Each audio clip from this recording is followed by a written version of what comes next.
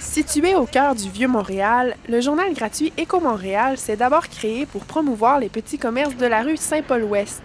Cette ancienne galerie d'art est aujourd'hui une salle de rédaction qui ne cesse de croître. On s'est dit, on va sortir un petit journal pour faire parler de nous. Mais on s'est vite aperçu que le petit journal, il faut le financer, n'est-ce pas? Et si c'est limité à quelques centaines de copies, ça ne tire pas grand monde. Il faut y aller chercher à l'extérieur. Donc après, en fait, ça s'appelait Écho, la rue Saint-Paul. Après, ça a été Écho du Vieux-Montréal, Ouest.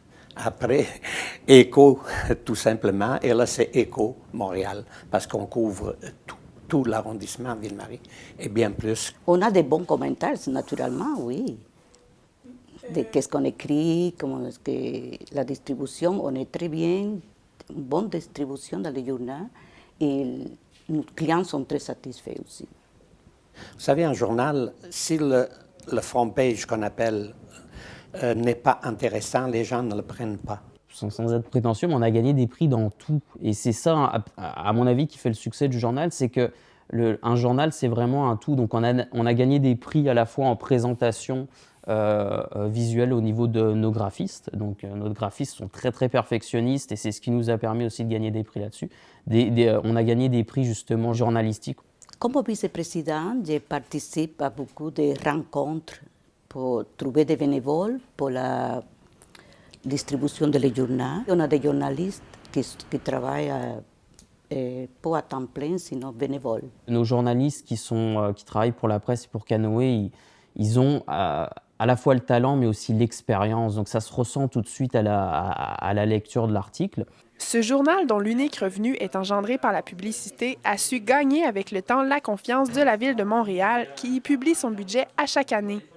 Éco-Montréal doit néanmoins se démarquer de ses compétiteurs par un contenu original et intemporel. Continuellement, il faut songer à des articles inédits et qui touchent le quartier que les autres journaux ne parlent pas. Donc, ils se sentent concernés, les citoyens, et c'est pour ça que le journal, chaque mois, les 44 000 copies qu'on fait, il nous reste plus de copies à la fin du mois. Nous, on est un mensuel. Donc, je vous dirais qu'après, au niveau des articles, c'est sûr qu'on a un peu plus de temps, évidemment.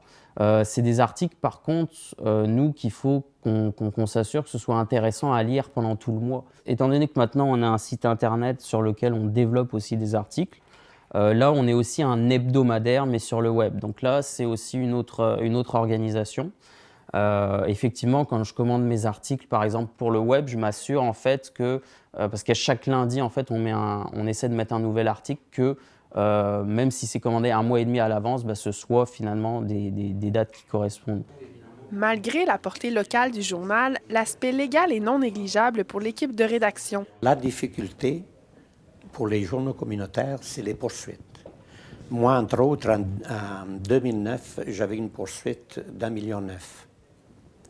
Alors, vous comprenez qu'un journal comme le nôtre, eux, il y avait 3 bureaux d'avocats, dont un des bureaux d'avocats, c'était aussi l'ancien ministre fédéral Jean Chrétien. J'imagine que ça ne devrait pas être donné. Et nous, on était avec des moyens très, très limités. Pourquoi? Parce que j'avais écrit sur les compteurs d'eau, tout le monde en a entendu parler. Et il a fallu que je me défende tout seul avec un ami avocat. On vous a déjà proposé de vous racheter? Oui, beaucoup de fois. Mais j'ai des principes depuis ma naissance que mon père m'a inculqués. Je préfère être pauvre et honnête que riche et malhonnête.